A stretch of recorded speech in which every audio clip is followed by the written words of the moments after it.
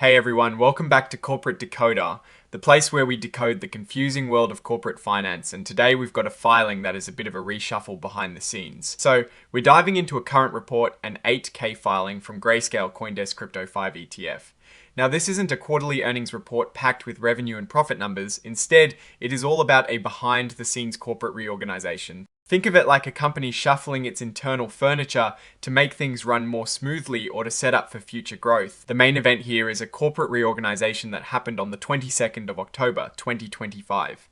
This involved the management structure of the fund. Essentially, a company called GSO Intermediate Holdings Corporation, which was a big player in managing Grayscale operating LLC, decided to make some changes. They transferred some of their ownership stakes in this management company and handed over the reins to a newly formed company called Grayscale Investments Incorporated. So, the board of directors at Grayscale Investments is now in charge of managing Grayscale Operating LLC, which in turn manages Grayscale Investment Sponsors LLC, the actual manager of our fund. This means the board that used to oversee GSO Intermediate Holdings Corporation is now overseeing the management of the fund.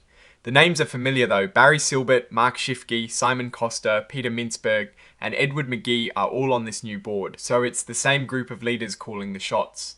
Importantly, Mr. Mintzberg and Mr. McGee continue to hold their officer roles within the manager company, meaning they are still actively involved in day-to-day operations. Now, the key takeaway for us as investors or just curious observers is that the company explicitly states this reorganization is not expected to materially impact the fund's operations.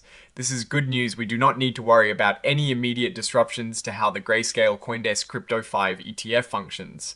It's more of an internal structural change. You might have seen this fund before. It's known for its shares, which are traded under the ticker symbol GDLC on the NUIS ARCA Incorporated Exchange. This filing doesn't give us any new financial performance data for the ETF itself, which would typically come in a quarterly or annual report. We're focused purely on the management structure change. What is interesting is that the registrant is identifying itself as an emerging growth company. This classification can allow companies to take advantage of certain regulatory flexibilities for a period, like extended deadlines for adopting new accounting standards. It suggests they are still in a phase where they might be growing and evolving their reporting processes. This section, Item 8.01, is where they're disclosing these other events, which is exactly what we've been discussing the corporate restructuring. It's a significant enough change to warrant a public filing. The report itself is signed on the 24th of October 2025, just a few days after the reorganization took place on the 22nd of October 2025. This shows they are complying with the reporting timelines. The signature is from Edward McGee, who is the Chief Financial Officer of Grayscale Investment Sponsors LLC. He is signing in his capacity as an authorized officer of the manager, which is standard procedure for funds. So, what does this all mean? Essentially, Grayscale has undergone an internal restructuring to consolidate its management under a new corporate entity, Grayscale Investments Incorporated. The same leadership remains in place, and they've assured investors that the fund's operations should not be affected.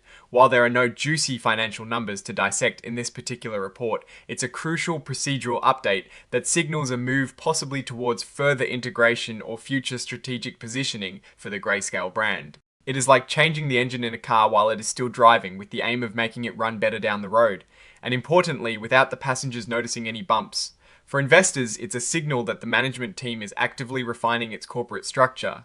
We'll be keeping an eye on future filings to see if this reorganization leads to any notable strategic shifts. Alright, that's our breakdown of this recent 8K filing. What's your take on these corporate reshuffles? Do you think they signal bigger changes ahead for Grayscale? Drop your thoughts in the comments below. If this analysis was helpful, please hit that like button. It really helps us out, and be sure to subscribe for more deep dives into corporate filings. Also, don't forget to check out our Discord community linked in the description for more discussions and direct access to us.